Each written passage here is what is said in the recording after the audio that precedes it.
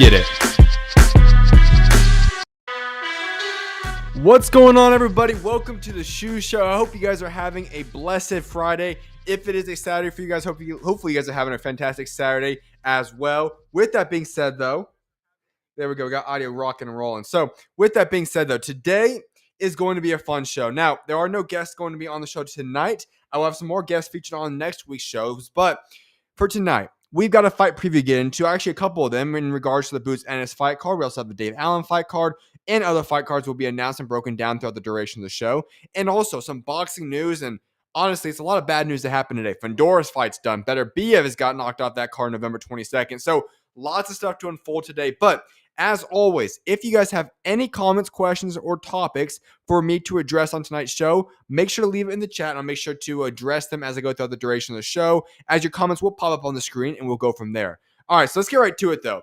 We are on the eve of the debut of Jaron Boots Ennis's 154-pound debut.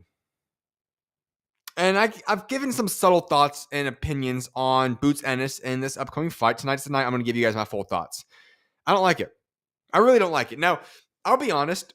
I understand the fight that he's taking against Lima. He wants to do a tune-up fight again, but he wants to do a tune-up fight, get himself acclimated to 154. But there is a strong opposition to needing a tune-up fight right now. And I'll just break it to you guys and be honest with you guys about this. When I talk about there being a tune-up fight for Boots Ennis, it's not necessary in my eyes. Boots Ennis is not moving up to 154 to push himself, to develop himself, to make himself a better fighter and accolade and so on and so forth. Now, those can come with what he's doing, yes, but he's not moving up because he accomplished everything he wanted to at 147. He's moving up simply because he needs to move up in weight. He's a big fighter. We all know that. Even for 154, he's still going to be big for the weight class. And there's no ifs, ands, or buts about that. So him moving up to 154, he doesn't necessarily need a tune-up fight. His body is more than ready to go fight at 154. He's more than ready to take on guys at 154. He's ready, more than capable of doing so. I'm not a big fan of his selection here, but let's be honest. What can we do about it? Jaron Boots Ennis will be stepping inside the ring, with Uisma Lima in, what is it now? A little bit under 24 hours. Right? Call it 20, 21 hours from now. Boots Ennis will be stepping in the ring against Lima. It's going to happen, folks. And I'm not a big fan of the fight. And let's be honest. I can give you guys this whole breakdown. Yes, the winner of it is a final eliminator for the WBA Super Welterweight. Yes, the winner has a good, legitimate chance and should go get the opportunity to fight Abbas Baru very shortly. Yes, Jaron Boots Ennis has never lost in his career, has 30 KOs, while Lima has one loss at 14-1 with 10 KOs. Lima is obviously a solid fighter, is very aggressive southpaw, riding a 4-fight win streak. His only loss came to Aaron McKenna in 2023, while Boots Ennis is self-explanatory. He's coming off the best performance of his career against Danny Onus, where he unified the belts at 147 before moving up. But Boots Ennis is a switch hitter. Elite timing, explosive combinations, surgical finishing. He's got the whole shebang. This is a special fighter. While for Lima, he's a pressure fighter, but he's not been tested at a high level. The best fighter he's fought is Aaron McKenna, who I love Aaron McKenna. Very good fighter, but he's nowhere near the stratosphere that Boots Ennis is in.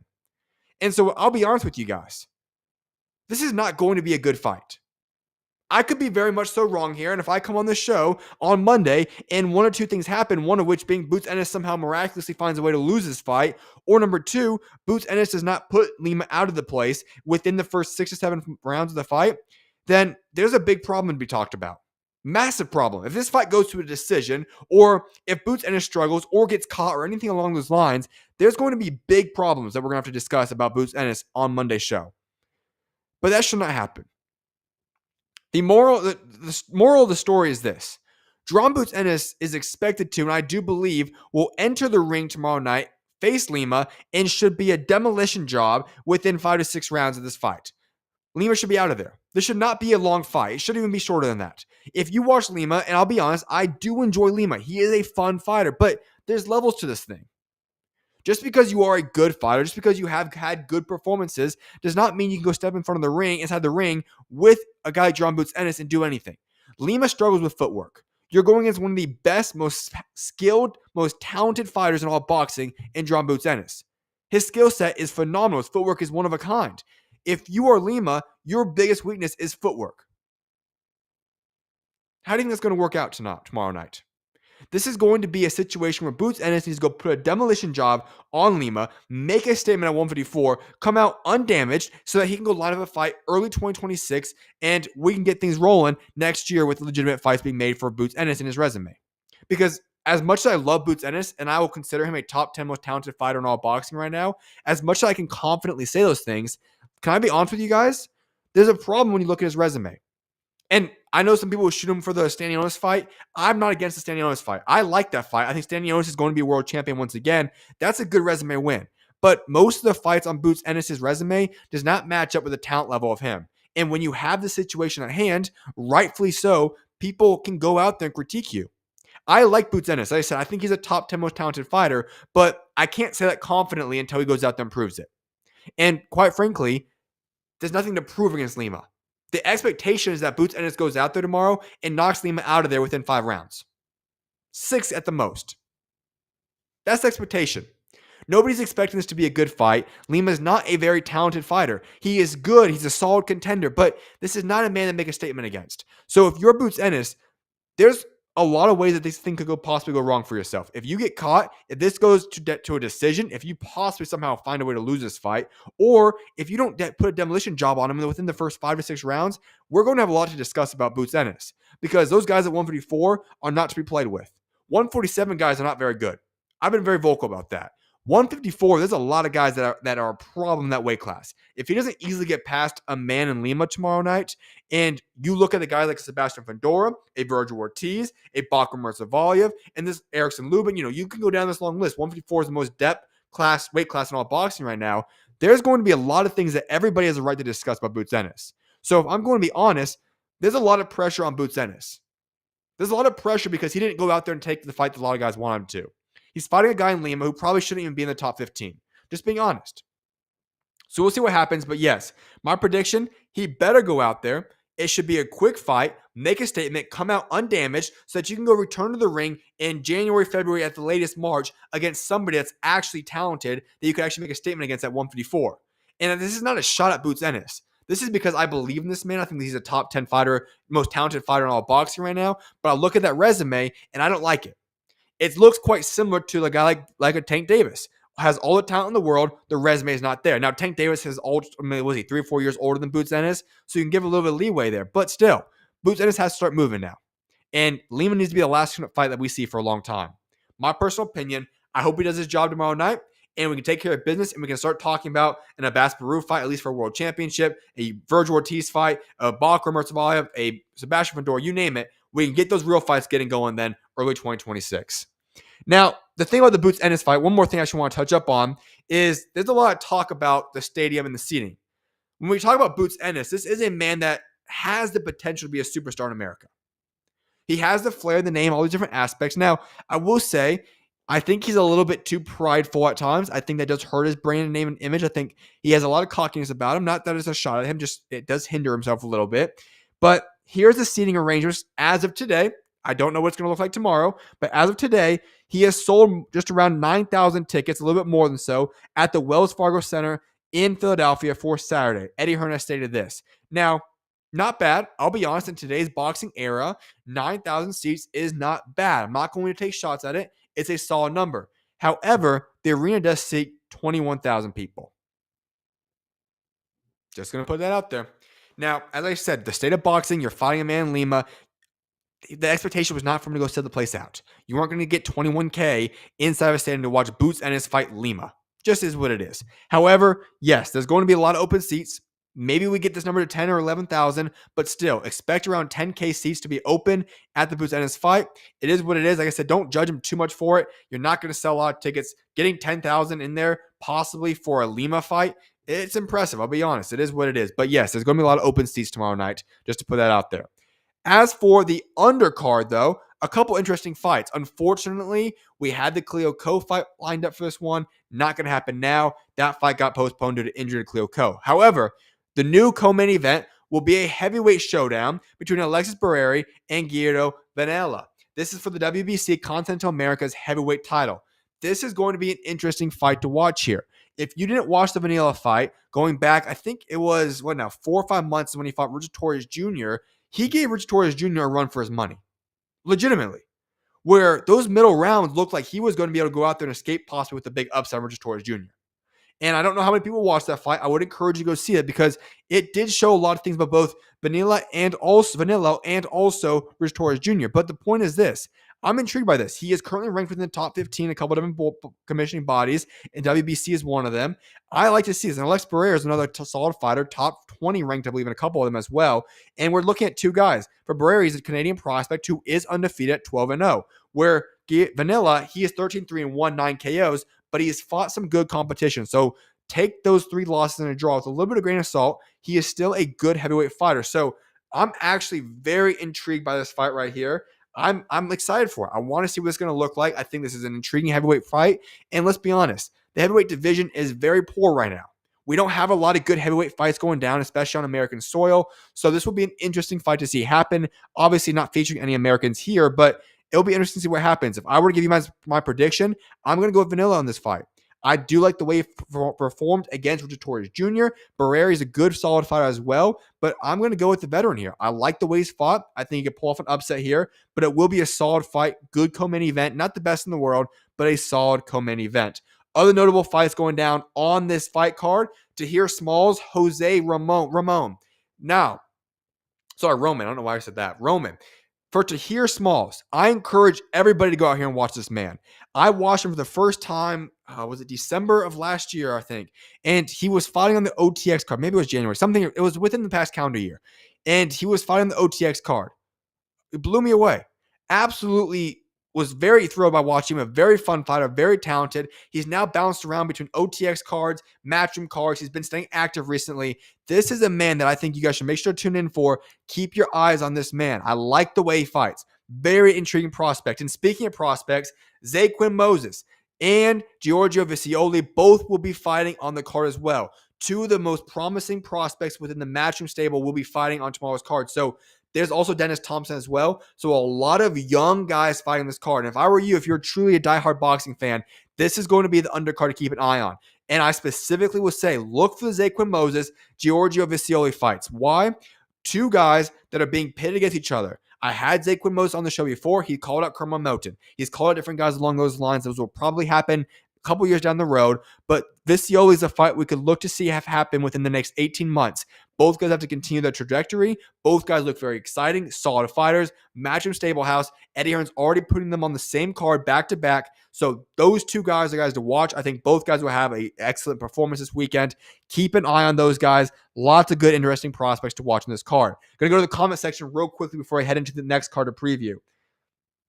Hey, I appreciate you, Nijaj.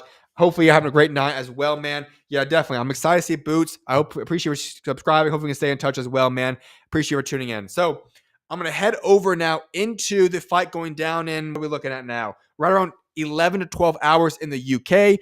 Dave Allen versus Allen-Makhmudov. It's a fight card going down in the UK. Main event will be the heavyweight showdown, all right? I'm going to break this down for you guys. Very intriguing heavyweight fight right now. I just got done talking about a heavyweight fight moments ago, and now we are approaching this one going down in the UK. There's a lot of ripple effects in this fight, and that's why we really want to dive into it. The fight in and of itself it's fine, it's interesting, but the winner of this fight has legitimate chances to fight a big name next. And you might be wondering, who am I referring to? Well, news came out just a little bit ago, and this is coming from, I believe, Eddie Hearn. I don't know exactly the source, but it came and has been circulating throughout X.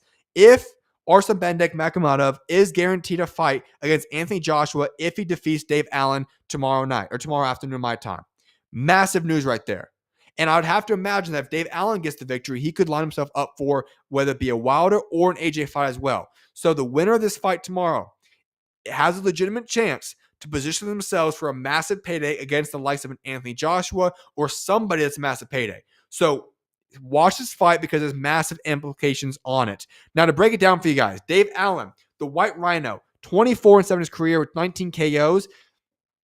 He faces the Russian powerhouse Alexis, who is 20-2 and 19 KOs, 12-round heavyweight clash live on DAZN. All right, Dave Allen has had an up and down career to say the least. Highs, lows, all in between. He's had it. He's now coming off of two impressive performances. Obviously, the most recent one against Johnny Fisher with the knockout victory. Dave Allen is a man that I don't think many people expected to be in the position he's at today. Most people thought Johnny Fisher would be the man in this situation, but no, it is a man named Dave Allen, a very lovable, likable fighter. He's got a great personality, very entertaining to watch. He will be having an opportunity now to go out there and have a massive payday if he wins this fight. He's the main event now. He's got himself a massive position to fight a solid Russian fighter. This is going to be an interesting fight to see have happen. For those who are not familiar, Allen, he's got a massive fan base. If you're not well aware of that, he's going to sell about 10K tomorrow night in this fight. He had a massive KO against Johnny Fisher earlier this year in the rematch, known for his durability, his body work, and mental toughness.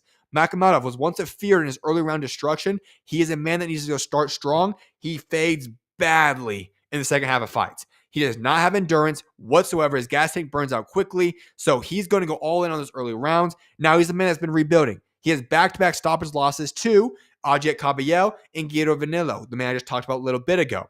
As for the styles, Allen is orthodox, smart pressure, strong jab, elite chin. Makhmudov heavy-handed, aggressive early, but as I said, the biggest thing is that this man fades badly the second half of fights. The first 3 or 4 rounds, you're going to look at this man and say, man, this man's a problem. He is a strong force to be reckoned with, and then everything just comes apart. We've seen it time and again, and so that is the biggest thing. And if I'm going to lay out a game plan for Dave Allen, we know we can go into the deeper rounds. We've seen him do it before. If you're Dave Allen, obviously if you can go for a knockout earlier round, go ahead and do it. But if you're Dave Allen, just get past those first couple of rounds, and he will start to fade. We've seen it every single time. He does not know how to last long-term in the fights. Go do that. Use your hometown crowd. Utilize those accolades, those opportunities you have, and just get to the deep waters and drown them.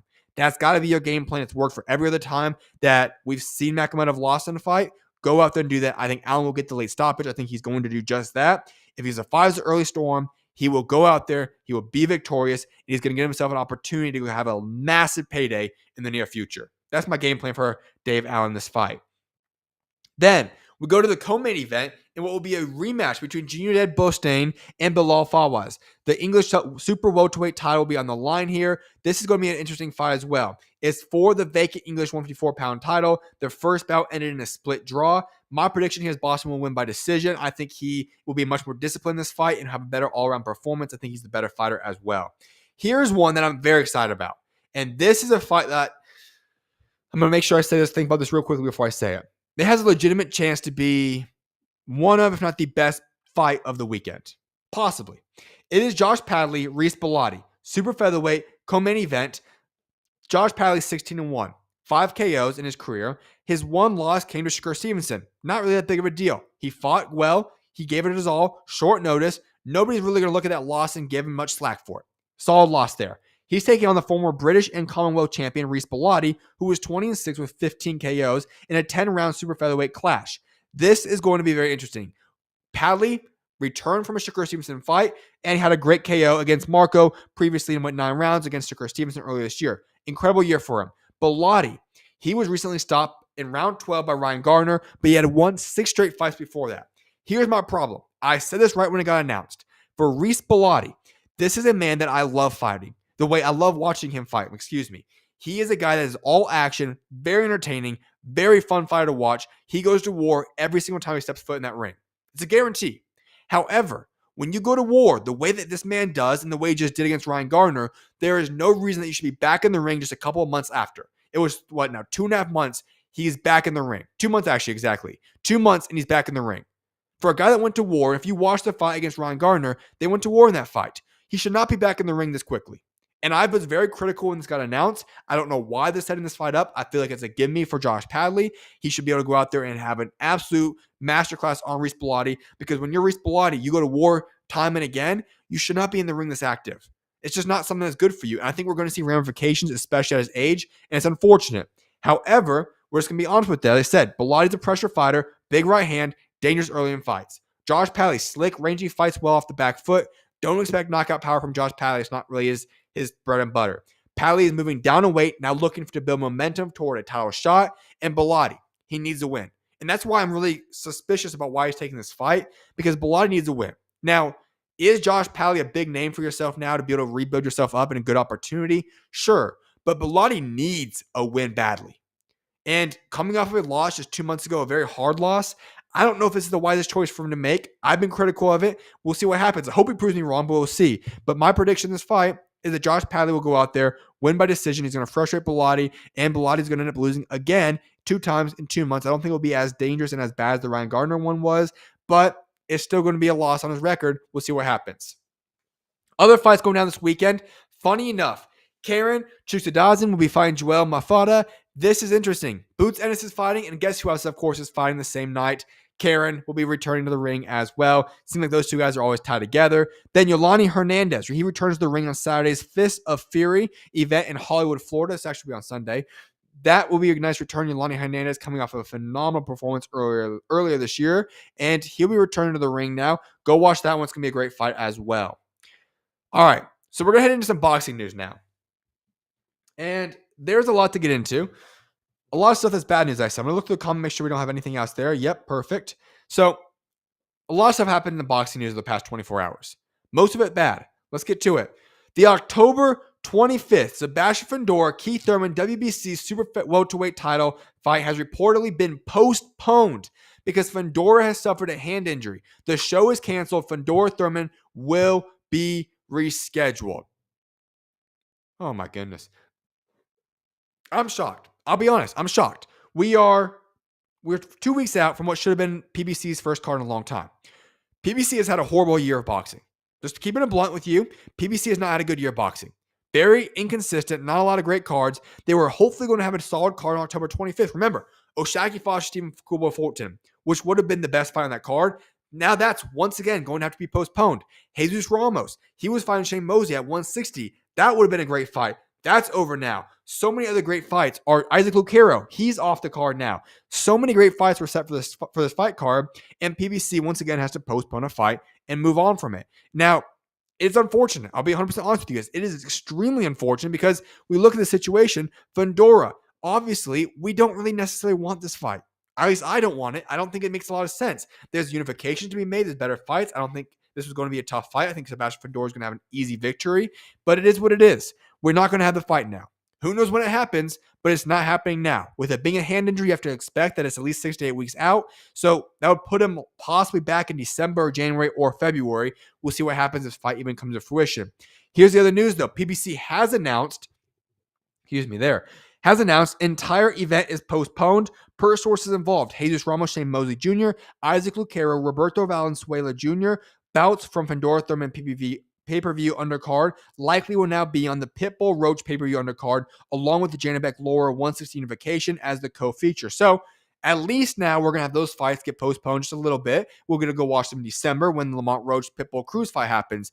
And I'll be honest, that makes that fight card tremendously better. The undercard should now be stacked. It should be a great night of boxing. Awesome. But there's a big missing note right there.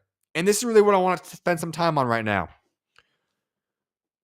Once again, O'Shaquie Foster, Stephen Fulton, those fight cards, let me restart them. My apologies. Once again, Stephen Fulton and O'Shaquie Foster have had their fight get postponed, rescheduled, whatever you want to call it.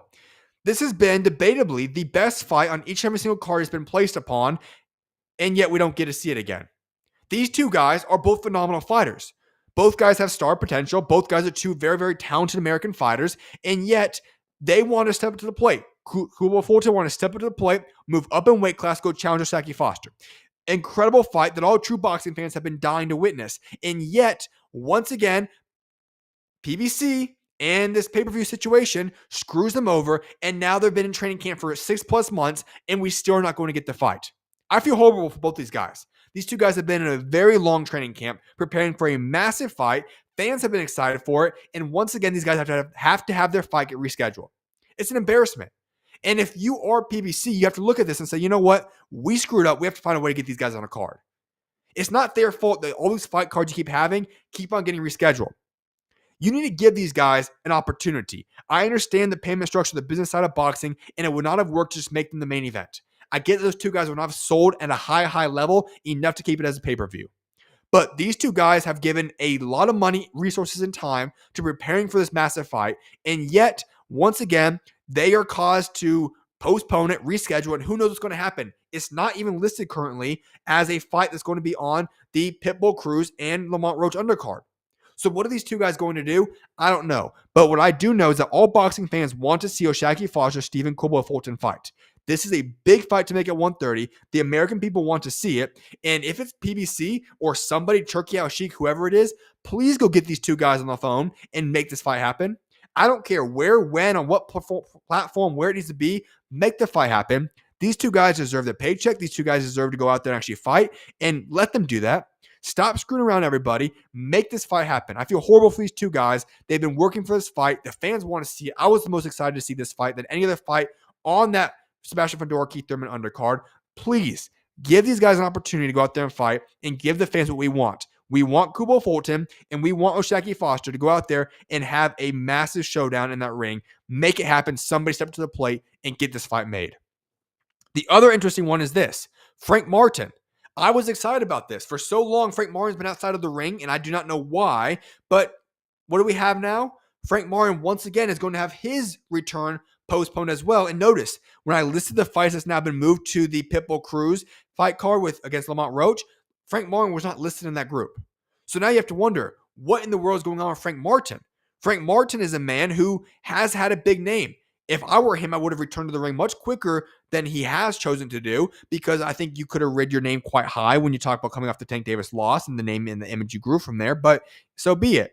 He wanted to make his return. He was in great position to do so, and now we don't know what's going to happen with him. Get this man back in the ring.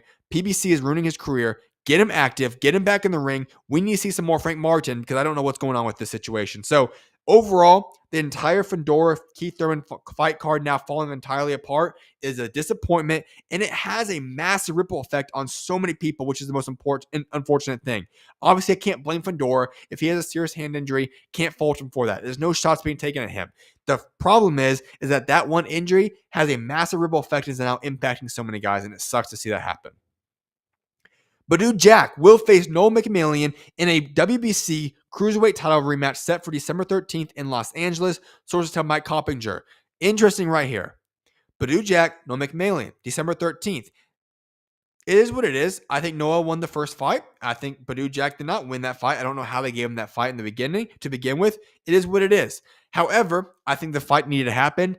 It was obviously they had to make it happen because I think it was quite skeptical as to how Badou Jack won that fight. It is what it is. Nothing against it. We'll have a guaranteed for sure world champion. Hopefully nothing controversial happens on December 13th. Here's all I really care about though. That fight will be what it is. It is what it is. Here's what I'm really intrigued about. Who fights 1 week before that? Jai Pataya. That means that the winner of the Badou Jack Noel Mikaelian fight and Jai Pataya will be perfectly lined up in terms of the schedule and timeline to possibly go after and make that unification happen. And let me just be clear about this. That rematch better, that unification better happen. I know Jai Pataya wants that more than anything. I've had his manager on the show. He's talked about that. We've heard Jai Pataya talk about it. He wants to become undisputed at Cruiserweight. If you are now I'll say this, if you are Noel Mikaelian or Badou Jack, the pressure will be on you. You know Jai Pataya wants you. You know Jai Pataya has been calling for that fight. You know Jai Pataya deserves that fight. And now the timeline perfectly lines up. There is no excuse that Jai Pataya versus the winner Badou Jack, Noel Mikaelian, does not happen next. Whoever wins that fight between the two guys for the world championship, and obviously Jai Pataya will win his fight with these.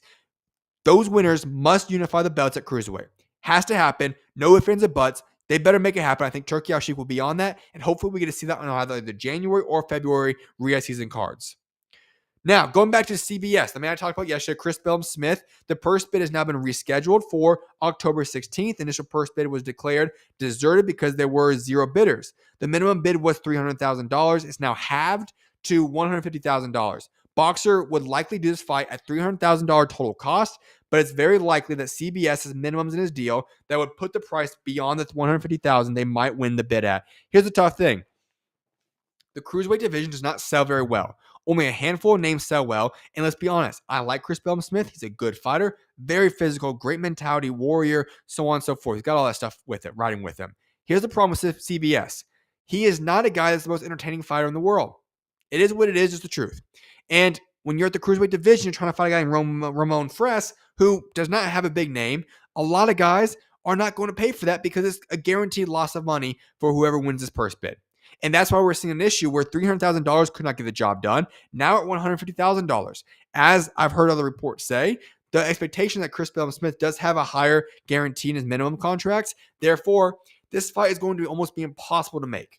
I don't know who's going to be able to win it. It doesn't make much sense. Boxers does not have a lot of money, and it's obvious based upon the TKV Fraser Clark undercard. There's just not a lot of money involved here.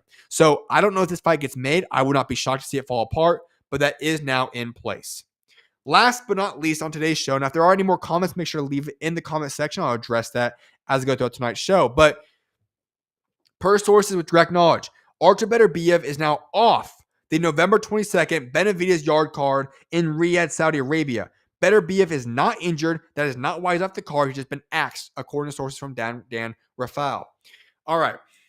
Interesting. Dion Nicholson gave a little bit insight into this, saying that the fight's off yesterday. Now it's pretty much been confirmed. Artur Beterbiev, Dion Nicholson, that fight is over with. And I'll be honest, I'm not shocked. For Artur Beterbiev, I know he wanted to stay active. I respected it. It would have been a demolition job. Dion Nicholson would have been badly hurt in that fight. It is what it is. We'll move on with business. What I will say is this, though. Could this possibly mean that we have behind closed doors an agreement between Beterbiev and Bilal to make the trilogy happen in Russia early 2026? That's my personal guess. I think that's what's going to happen because you wouldn't want to risk that if you're Artur Beterbiev. If you know the fight could happen in January or February and Bilal is ready to go and you have the contract lined up for Russia, it is what it is. Move on with Dion Nicholson. Don't need to risk that fight whatsoever. Don't need to stay active. You'll be good to go. Go fight Bilal early in 2026 for the trilogy. I hope that's what happens. I think that's what's going to happen, but we'll see what happens. But it does hurt the November 22nd card. No more Beterbiev will be on that card. It is what it is. There are going to be a lot of good undercards being added to it. So we'll see what Turkey actually does with it. But yes, Beterbiev will now be off the November 22nd fight card, and I do expect it to be against Bivol in early 2026 in Russia. We'll see what happens, though. With that being said, though, I hope you guys have a blessed rest of you guys' day. I know it's now crossed into officially Saturday, so have a great Saturday when you guys whenever you guys listen to the show. I hope you guys have a blessed weekend. Enjoy the weekend. Enjoy the fights. I will be back live on Monday to break it down. I also have a very special guest who will be kicking off the week with me, who will be announced early on Monday morning. But with that being said, I appreciate you guys all for tuning in to tonight's show. I hope you guys have a blessed rest of your guys' weekend, and I will see you guys back live on Monday. May God bless you guys all. And with that being said, SchuZ out. God bless you guys.